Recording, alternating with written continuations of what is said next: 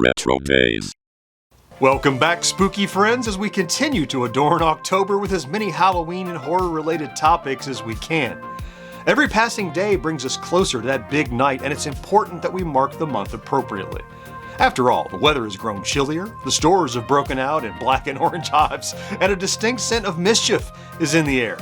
It's also the time of year that manufacturers would drop all manner of creepy toys, enticing us with commercials in between airings of It's the Great Pumpkin Charlie Brown and Garfield's Halloween Adventure. Last year we uncovered a few such items, and since then we've compiled yet another fantastic list of forgotten toys with distinctly horrific themes. And I think you owe it to yourself to pause the video and grab a hot apple cider, Oktoberfest ale, or pumpkin spice latte to enhance your viewing experience. Don't worry, we'll be waiting right here when you get back.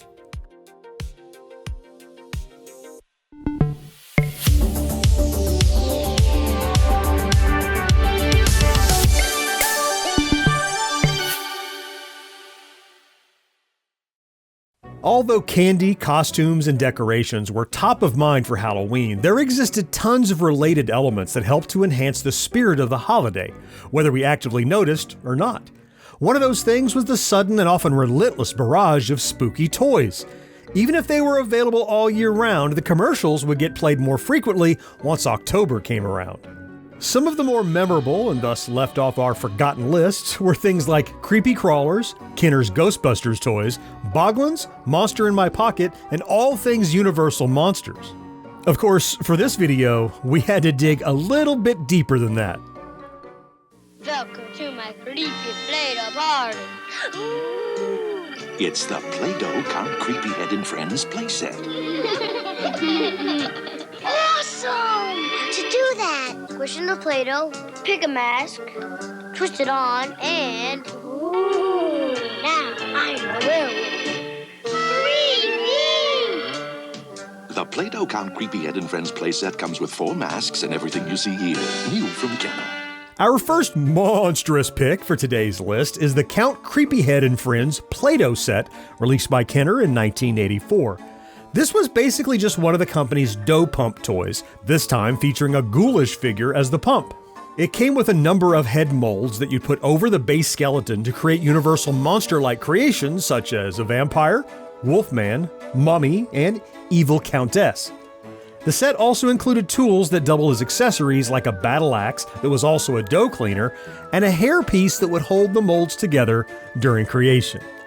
In practice, you'd remove the skeleton head from the body in order to fill it with your preferred color of Play-Doh. Once replaced back on the body, you'd put the head mold into position and lock it on with the hairpiece. To extrude the dough, which would quite satisfyingly ooze from the eyes, nose, mouth, and head of the skeleton, you'd pull down on the figure's arms just until the mold was filled. From this point, you could remove the mold and finish decorating the monster head with other colors of Play-Doh, but arguably the best part was pushing the arms down the rest of the way to explode the head off the figure. And of course, by explode, we mean the head would crack and fall off as more Play-Doh oozed from the pump. Still, pretty gnarly. Sadly, like anything even marginally cool from our childhoods, complete sets of Count Creepyhead fetch around $200 on eBay and are considered quite rare, not unlike our next pick. Where we go? Could be more disgusting. How about some bubbling boils and green glop? Now I'm losing my lunch. Monster Face, the gruesome monster head you make and remake into the most monstrous monsters imaginable. Then you bring it to life. Now for the test. It works! Monster Face comes with everything shown here. This one might not be as forgotten as others on our list, but the commercial, if not the toy, was such a huge part of October for me that we had to take the opportunity to showcase Hasbro's Monster Face, which came out in 1992. The Mutant Mr. Potato Head style set featured a hole-filled skull on which you could attach up to 30 monstrous accessories like bugs, fangs, ears, hair, and more. There was also green slime that would drip from the face and pulsating blisters. The feature of a moving mouth and eyes added an extra layer of interactivity to an already incredibly dynamic toy. According to the website UncleTNUC.com, in 1994, a few years after Hasbro Inc. purchased Tonka Corporation, which included Kenner Toys, The company restructured the corporation into two groups: the Hasbro Games Group, Parker Brothers and Milton Bradley, and the Hasbro Toy Group, Kenner, Tonka, and Playskool. Under the Kenner name, they redesigned Monster Face into the Goosebumps Monster Head Maker, capitalizing on the smash success of the R.L. Stine book collection. Now the horror is in your hands with Goosebumps Monster Head Maker. Create 4 hideous heads from the chilling tales of R.L. Stine, or eye-popping creations from your imagination that drip and drool. I've got a runny nose. Talk about gross. Crack open a dread head. Monster blood. Or try edible brain bites. Look, Dad. Handsome. Goosebumps brain bites you can eat. Monster Head Maker and Dread Heads you can't. Each sold separately. This set added a few Goosebumps-specific elements to the already awesome kit, but was otherwise the same Monster Face we all know and love. Again, sadly, we're looking at a couple of toys that are a bit out of reach for anyone who doesn't want to drop hundreds of dollars on eBay. We've all been staying up nights playing with this Mighty Men and Monster Maker kit. With this kit, your children can combine different chests, legs, and heads.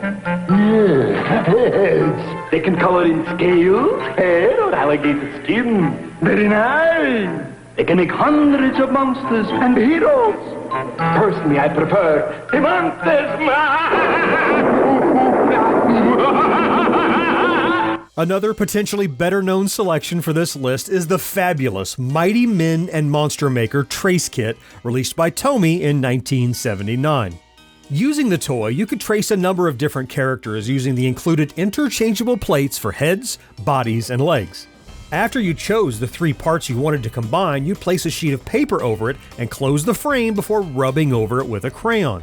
Even though roughly half the figures you could trace were more akin to superheroes, the commercial clearly chose to lean into the monster half of the toy, and I have absolutely no problem with that.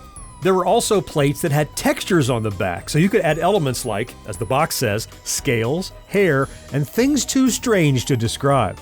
Though the box claims you could create millions of different creatures with the set, it is actually closer to 1,728, unless they were also including how you colored each one with the included colored pencils, according to Rob O'Hara on his website.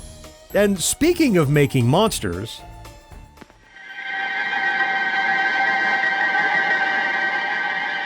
Motorized monsters. Fiendishly fun. And you make them walk with your motorized monster maker. You pour the colored plastics for OG Ogre. With extra kits, you make hairy, or bald. You choose the ears for Galaxon, the horns for Willy Weirdwolf. Motorized monsters. Design them, make them, get them. I mean, holy crap. Is it me, or are kids today just getting the short end of the stick? I mean, say what you will about technological advancements, but heck with it. Here, take my cell phone. I don't care. I'll have a motorized monster maker in exchange, please and thank you. Actually, hold on. I need to check something before we can continue. Let me see. eBay, motorized monster maker, and... of course. Right, so there is a complete one for a whopping $1,000. You can get them cheaper, like $50 to $100, but because of the nature of the toy, it's hard to find them complete. The pieces that came with it were used up as kids created their homemade wind-ups. Oh well, foiled again. Well, this absolutely fantastic kit, released by Topper Toys in the late 60s, appeared to be a lot like the old Thing Maker, where you put goop into plastic molds and heated it with the included oven. If that sounds familiar, it's because the Thing Maker was also often referred to as creepy crawlers, especially after its 1992 revival with Toy Max. The difference was that the resulting plastic for the Monster Maker wind-ups was harder than the rubbery creatures you created with those other sets. One drawback was the main product only came with 2 molds, which meant you had to purchase other kits if you wanted to expand your library of wind-up creatures. Still, the fun you'd have building these toys yourself, then getting to paint them however you wanted, was a huge bonus.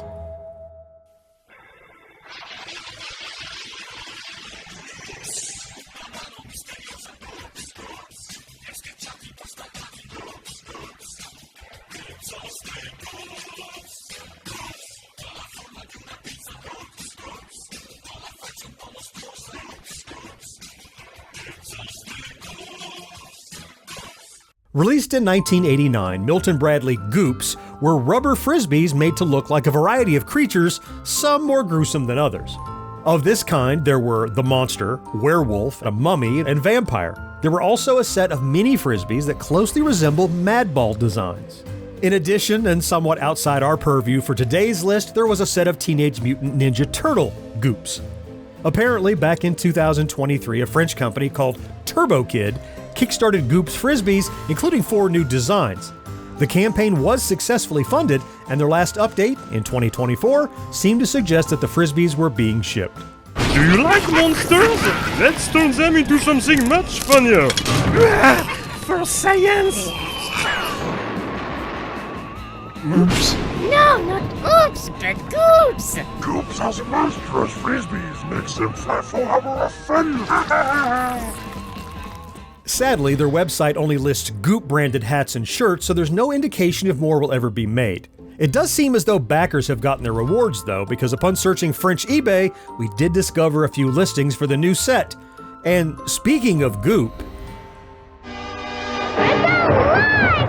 My most perfect creation! Gee, I'll have to do something about that face. Introducing Spooky Goop, horrifying monster makeup you make up at home. Spooky Goop's bubbling lizard lips, bat bones, and toad toes create a ghoulish goo that makes a monster out of you. Now that's a face no mother could love. Spooky Goop, spine-tingling makeup for Halloween or any unearthly occasion. Yeah, okay, fine. This isn't exactly a toy, but despite ostensibly just being a Halloween makeup kit, Spooky Goop had an added gimmick that frankly made it seem a lot like other items that were sold as toys. Made by Spearhead Industries, the kit is touted as being non-toxic and easy to clean up, which is good news because my experience with similar kits as a kid resulted in, let's say, torturous removal routines. In this case, we have makeup that sounds like it would come off quite easily, which is really just the cherry on top.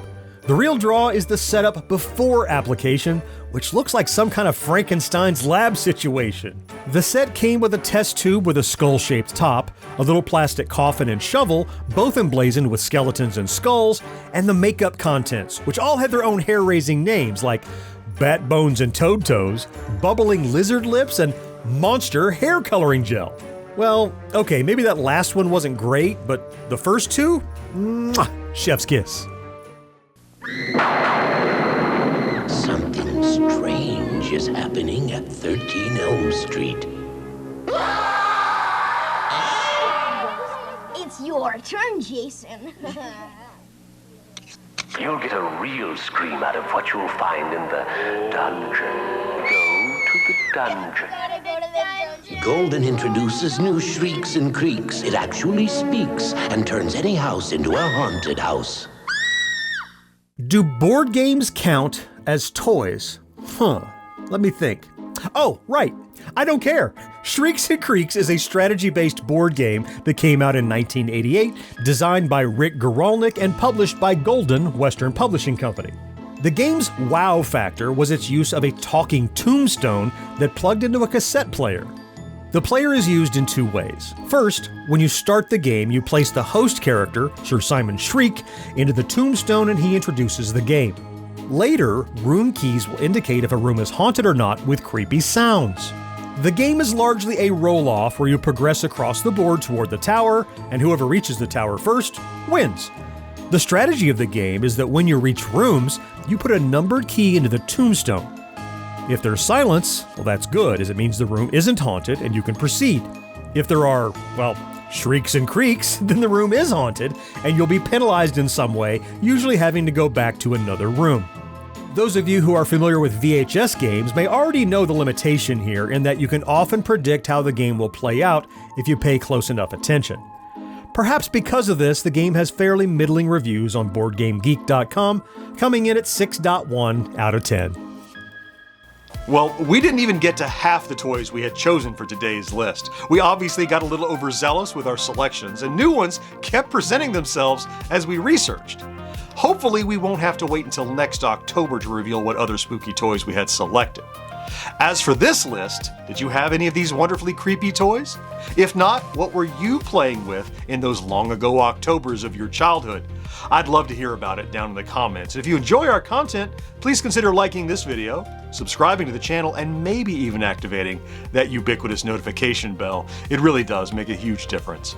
Let's meet again next week to celebrate yesteryear, right here on RetroDaze. Clicky clacky.